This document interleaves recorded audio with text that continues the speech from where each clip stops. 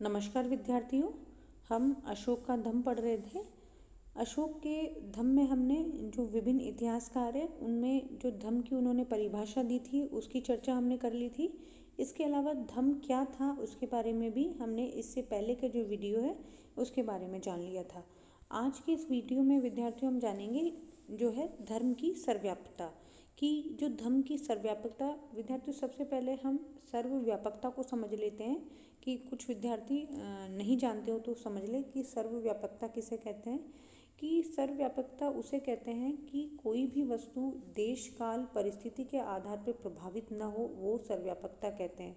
यानी कि अगर हम राजस्थान में भी जोड़ रहे हैं कि 2 और 2 बराबर 4 होते हैं और यही चीज़ हम अमेरिका में भी जोड़ेंगे कि 2 और 2 बराबर 4 होते हैं, तो यह जो 4 है वह सर्वव्यापी कहलाएंगे। यानी कि किसी भी स्थिति के अंतर्गत उसका कोई प्रभाव न पड़े, वह उस स्थिति की सर्वव्यापकता कहलाती है। तो विद्यार्थियों अब हम जान लेते हैं कि जो अशोक के धम्म की जो सर्वव्यापकता है वो क्या है। तो अशोक के जो धम्म की जो भावना थी वो सर्वग्राही थी, यानी कि सभी के लिए थी और सर्वव्यापक थी। और क्योंकि उसका जो उद्देश्य था विद्यार्थियों वो था मानव मात्र का जो कल्याण है, मानव मात्र का जो लाभ है वो था। स्वयं का जो हित था वो नहीं है, समस्त प्राणियों का जो कल्याण था वो ही अशोक का क्या था, ध्येय था। उसने कहा भी था कि अन्ना लभो प्राणिनाम अहिंसा भूतानाम, अर्थात सभी प्राणियों के प्रति उसमें अहिंसा का भाव हो। ऐसी भावना से जो था अशोक का जो धम्म था इसी भावना पर आधारित था। इसलिए क्या करा अशोक ने, सबसे पहले परोपकार के कार्य के लिए उसने मनुष्य तथा जो जीव जंतु थे उसको टारगेट करा, जिसमें पशु पक्षी जलचर सभी का उसने ध्यान रखा है। अपने जो उसने द्वितीय स्तंभ लेख है उसमें कहा भी गया है कि जो मनुष्य हैं विशेष रूप से चौपाए हैं और पक्षी और जलचर को विविध प्रकार के जो अनुग्रह हैं मेरे द्वारा किए गए हैं, जिसके अंतर्गत प्राणदान है। क्योंकि हमने पूर्व में भी चर्चा की थी, हमने बताया था कि विशेष रूप से जो अशोक की जो पाकशाला थी उसमें मोर है उनको मार करके पकाया जाता था, उनकी हत्या पर भी अशोक के द्वारा जो है रोकने का प्रयास किया गया है। वह अपने जो दूसरे शिलालेख है उसमें भी बात करता है कि चिकित्सा की व्यवस्था भी की गई है। चिकित्सा की व्यवस्था में वो मानव चिकित्सा तथा पशु चिकित्सा दोनों की बात कहता है। और औषधियाँ मानव के लिए भी उपयोगी हैं और पशु के लिए भी उपयोगी है, और जहाँ नहीं है वहाँ पर सर्वत्र लाने की व्यवस्था की गई है तथा वहाँ उसे रोपी गई है तथा उनकी जो जड़ें हैं उनको स्थापित की गई है। इसके अलावा मनुष्य तथा पशुओं के लिए उसने मार्ग में कुएं खोदे हैं, अनेक वृक्ष लगाए हैं। अपना जो 7वां स्तंभ लेख है उसमें उसने कहा भी है कि मार्ग में मैंने वट वृक्ष लगाए हैं, मनुष्य और पशुओं के लिए दोनों के लिए जो छाया प्रदान करेंगे, आम्र कुंज लगवाए हैं। प्रत्येक 2 मील पर उसने कुएं खुदवाए हैं तथा जो धर्मशाला हैं तथा जलशालाएं बनवाई है, जिससे मनुष्य तथा जो है पशु है उस सुख को प्राप्त कर सके। अब हम बात करते हैं इसकी अंतर्गत कर्मकांड की निस्सारता।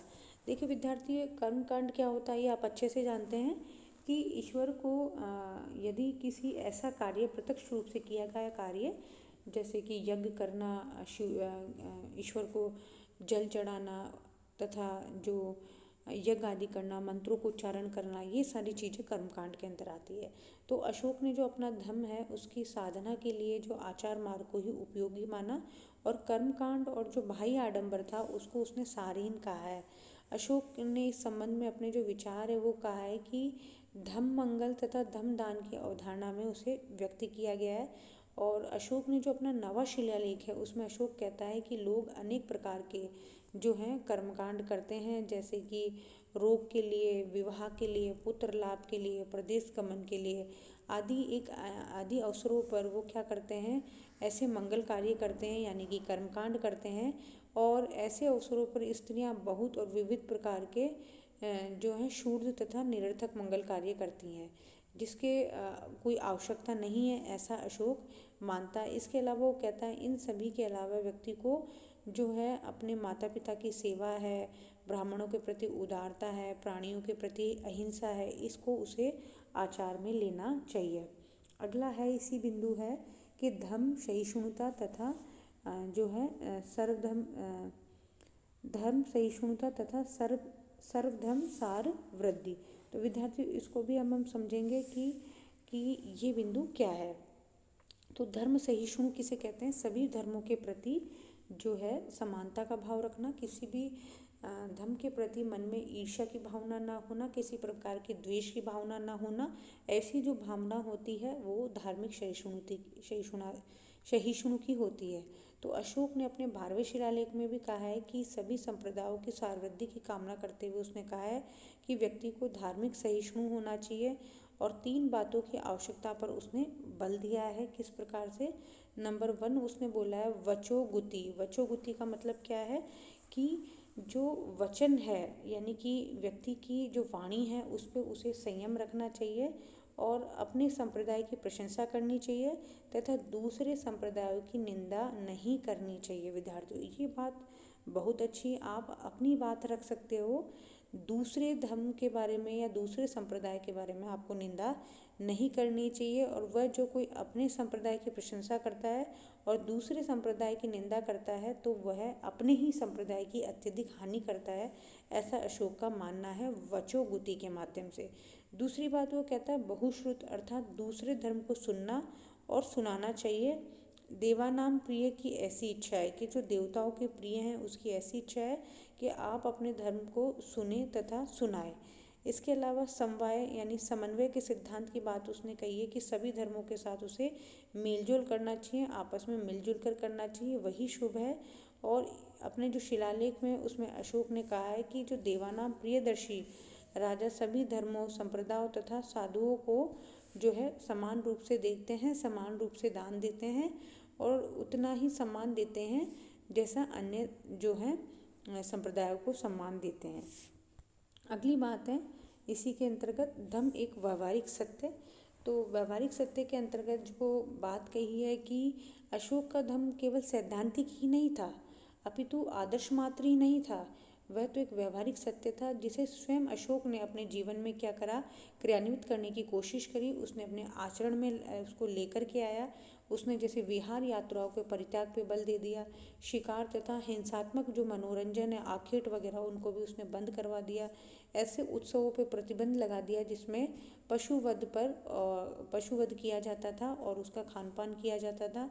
राजकीय पाठशालाओं में जो भोजन में जो मारे जाने वाले पशु पक्षी है उनकी संख्या उसने बहुत न्यूनतम कर दी, 2 पक्षी 1 पशु कर दी। बाद में तो उसने पूरी तरह से समाप्त कर दिया था। इसके अलावा जो धम्म यात्रा है, धम्म विजय के अभियान है, अशोक ने उनको भी चलाना शुरू कर दिया, ऐसी अशोक की मान्यता थी। तो अशोक का जो धम्म था, जो एक व्यवहारिक में सत्य था, वो एक सैद्धांतिक मात्र नहीं था बल्कि व्यक्ति के दैनिक जीवन में उतारने लायक था। तो विद्यार्थियों, ये जो अशोक है इसका जो धम्म था वो व्यवहारिक सत्य भी था। अगला बिंदु है कि इसी के अंतर्गत कि धम्म विजय की अवधारणा। अब धम्म विजय की अवधारणा क्या है विद्यार्थियों, इसको भी समझेंगे कि विश्व इतिहास में अशोक को इसलिए महान कहा जाता है क्योंकि उसने अपने जो सम्राट में जो धम्म विजय है उसकी एक नई जो अवधारणा है उसको उसने प्रतिपादित किया था। और जो प्राचीन शास्त्रों में जो उपलब्ध है विलक्षण थे, ऐसी जो भावना थी अशोक की थी। और अशोक की धम्म विजय की अवधारणा का अर्थ क्या है, इस बात को भी हम अच्छे से समझ लें। ये किसी भी जो स्वदेशी है या विदेशी क्षेत्र में धर्म के आचरण को लोकप्रिय बनाना और इसी प्रकार से उस क्षेत्र को विजय करना। इस दृष्टि से अशोक क्या था, शस्त्र साम्राज्यवादी न होकर के धम्म साम्राज्यवादी था। आपको हमने पहले भी बताया कि कलिंग युद्ध के पश्चात उसने जो है युद्ध की नीति को त्याग दिया गया और भेरी घोष की स्थापना उसने धम्म घोष की स्थापना करी। विश्व में एकमात्र जो अशोक है वो प्रथम सम्राट था जिसने धम्म साम्राज्यवादी नीति का जो है अनुसरण किया। उसने अपने देश तथा पड़ोसी देशों में धम्म के लोक व्यवहार की शैली को बढ़ावा दिया और धम्म ही उसने अपनी विजय माना। और सर्वत्र जो देवानाम प्रिय धर्म अनुशस्ति है उसके बारे में उसने कहा। तो इस प्रकार की जो स्थिति है वो धम्म के विजय की अवधारणा है, उसको लेकर के अशोक सामने आया। अब अगला बिंदु है धम्म एक सामाजिक उत्तरदायित्व। तो धम्म एक सामाजिक उत्तरदायित्व कैसे है कि अशोक के धम्म के अनुसार मनुष्य के सामाजिक उत्तरदायित्व का संस्थागत रूप से दिखाई देता है। इसके लिए डॉक्टर रोमिला थापर के शब्दों में अशोक के धम्म को औपचारिक धार्मिक विश्वास द्वारा प्रेरित शुभ कर्म करने से उत्पन्न धार्मिकता के रूप में नहीं, बल्कि सामाजिक उत्तरदायित्व की एक वृत्ति के रूप में देखे। धम्म का उद्देश्य एक ऐसी मानसिक वृत्ति का निर्माण करना था जिससे सामाजिक उत्तरदायित्व एक व्यक्ति के दूसरे के प्रति व्यवहार को अत्यधिक महत्वपूर्ण समझा जाने लगा। यानी कि एक व्यक्ति दूसरे व्यक्ति के साथ किस प्रकार का व्यवहार कर रहा है उसको जाना जाए। इसमें मनुष्य की महिमा को स्वीकृति देने तथा समाज में जो कार्यकलाप में मानवीय भावनाओं का जो संचार था उसकी उसने बात कही गई है। तो ऐसी अवधारणा जो है डॉक्टर रोमिला थापर है उसने भी इस बारे में ऐसा कहा गया है। विद्यार्थियों, अब हम आगे बात करते हैं धम्म के स्वरूप की। धम्म के स्वरूप को हमने पहले भी बता दिया है कि धम्म का स्वरूप क्या था। इसमें आपको पता है कि कुछ जो इतिहासकार है वो उसे बौद्ध धर्म के नज़दीक मानते हैं, कुछ इसे उपासक बौद्ध धर्म के नज़दीक मानते हैं, कुछ सभी धर्मों का इसे सार मानते हैं, कुछ जो हैं इतिहासकार वो मानते हैं कि केवल ये सिद्धांत मात्र था। तो ऐसे जो हैं अलग अलग जो हैं जो स्थितियाँ निकल कर के आती है, पर संपूर्ण रूप से हम मानेंगे कि अशोक का जो धर्म था वो जो सार्वभौम धर्म था तथा सर्वव्यापक था, क्योंकि उसके जो नियम थे वो सामान्य नियम में ही माने जाते हैं।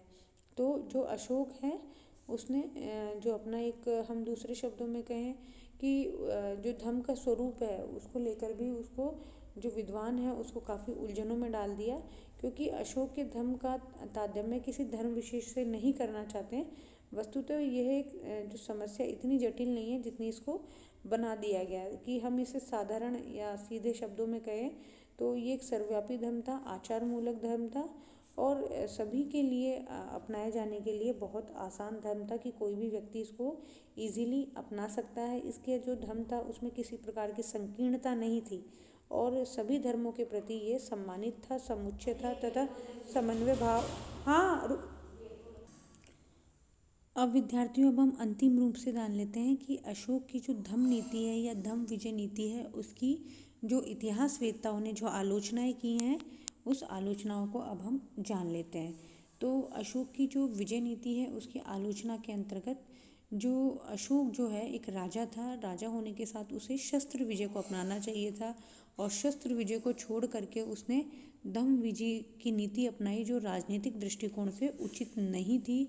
इसलिए अनेक जो विद्वान हैं उन्होंने जो अशोक की जो धम्म की नीति है उसकी उसने कड़ी आलोचना की है। Doctor R.D. भंडारकर ने लिखा है कि अशोक ने जो है दिग्विजय के स्थान पर धम्म विजय को अपनाया, जिसके परिणाम अच्छे नहीं निकले और हालांकि वो आध्यात्मिक दृष्टिकोण से तो भले ही अच्छे थे, परंतु राजनीतिक दृष्टिकोण से उसके जो परिणाम हैं वो अच्छे नहीं निकले। अशोक एक ऐसा साम्राज्य छोड़ करके गया जो जिसका पतन, यानी कि दूसरे शब्दों में कहें मगध का या मौर्य साम्राज्य को पतोन्मुख बना करके चला गया, ऐसा डॉक्टर R.D. भंडारकर है उसका मानना था। इसके अलावा डॉक्टर जायसवाल ने लिखा है, बहुत अच्छा लिखा है कि जिस मनुष्य को भिक्षु होना चाहिए था वह राजा बन बैठा, क्योंकि अशोक जो है भिक्षु होना चाहिए था। अगर सुसीम या किसी अन्य जो है मौर्य शासक है उसके पास शासन होता तो हो सकता है स्थिति कुछ और हो सकती थी। इसलिए डॉक्टर जायसवाल का कथन है कि जो है कि जिसे भिक्षु होना चाहिए था वह मौर्य साम्राज्य की गद्दी पर बैठा, अतः स्वाभाविक था कि उसका पतन होना आवश्यक था। डॉक्टर राय चौधरी, उनका मत था कि जो अशोक की नीति का जो परिवर्तन था या अशोक के जो व्यवहार में जो बदलाव था उसके जो राजनीतिक प्रभाव था वह उस समय तो नहीं आया, लेकिन अशोक की मृत्यु के बाद वह सामने आने लगा कि जो मगध साम्राज्य का जो विकास था वो बंद हो गया और धीरे धीरे वो पतोन्मुख हो गया। परंतु बहुत से जो विद्वान हैं उनकी मान्यता थी कि अशोक की जो धम्म विजय की अवधारणा थी या अशोक की जो लिबरल पॉलिसी थी, उदार नीति थी, वो मौर्य साम्राज्य के पतन के लिए कोई जिम्मेदार नहीं है। अशोक की धम्म की नीति को मौर्य साम्राज्य के पतन के लिए जिम्मेदार नहीं ठहराए जा सकते। इसी के संदर्भ में डॉक्टर बरुआ हुए हैं जिसने कहा है कि अशोक के जो उत्तराधिकारी थे अत्यंत निर्बल थे, उनको अशोक मौर्य साम्राज्य के पतन के लिए उत्तरदायी ठहराना होगा। डॉक्टर अवध बिहारी लाल ने भी इसी प्रकार से कहा है कि अशोक की धम्म विजय भारत के सांस्कृतिक इतिहास के लिए एक महत्वपूर्ण देन है, ना कि हम उसे नकारात्मक दृष्टिकोण से देखें। तो विद्यार्थियों ध्यान रखेंगे आप अच्छे से कि मेजर प्रश्न जब आ सकता है तो अशोक के जो धम्म है उसको आलोचनात्मक मूल्यांकन भी करवा सकता है। इसलिए जो अंतिम जो 4-5 बिंदु हैं आप उसे बहुत अच्छे से क्लैरिफाई करेंगे। विशेष रूप से जो अशोक के धम्म की जो विजय नीति है इसकी आलोचना से संबंधित में आपको जब ये प्रश्न पूछा जाएगा तो आपको अशोक के धम्म की विशेषता बताते हुए आपको जो अशोक की जो नीति है आखिरकार किस प्रकार से मौर्य साम्राज्य के पतन के लिए अशोक की जो नीति है या अशोक का जो धम्म है या जो शस्त्र त्याग की नीति है वो किस प्रकार से जो है मौर्य साम्राज्य को पतन की ओर ले जा रही है। तो आपको उसको जो मूल्यांकन करते हुए या समीक्षा करते हुए उसका उत्तर लिखना होगा कि किस हिसाब से आप इसका उत्तर जो है डिज़ाइन कर पा रहे हैं। तो उसमें सबसे पहले आप जो है अशोक के धम्म की जो है विशेषता बताएंगे। अगर मेजर प्रश्न आता है तो सबसे पहले आप अशोक के धम्म के बारे में बताएंगे। एक पैरा के अंतर्गत आप उसे जो अशोक का धम्म है उसका स्वरूप बताएंगे कि जो विद्वान है वो अशोक के धम्म के बारे में क्या कहते हैं। इसके बाद स्वयं जो अशोक है वो अपने धम्म के बारे में क्या कहता है, शिलालेखों में उन धम्म के बारे में क्या बताता है उसके बारे में आप लिखेंगे। उसके बारे में आप संक्षिप्त रूप से 2-2, 4-4, 5-5 लाइन में ये जो बिंदु है कर्मकांड की निस्सारता है, धम्म का जो व्यवहारिक सत्य है, जो धम्म सहिष्णुता है इसके बारे में, धम्म एक सामाजिक उत्तरदायित्व है इसके बारे में बताते हुए अंतिम रूप से आपको जो अशोक की धम्म नीति है उसका आलोचनात्मक मूल्यांकन करना ही होगा। तभी आपका जो उत्तर है वह पूर्ण होगा।